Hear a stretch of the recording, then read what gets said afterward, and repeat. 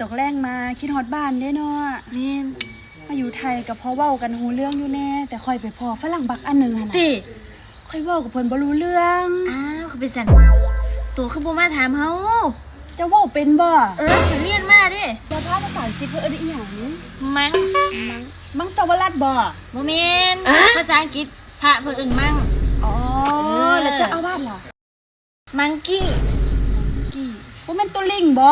บ่แม่นเจ้าอาวาสเลี้ยงลิง เจ้าอาวาสเลี้ยงลิง นั่นแหละ อ๋อแล้วพระเครื่องล่ะ มอเตอร์มัง มอเตอร์มั้ง แม่น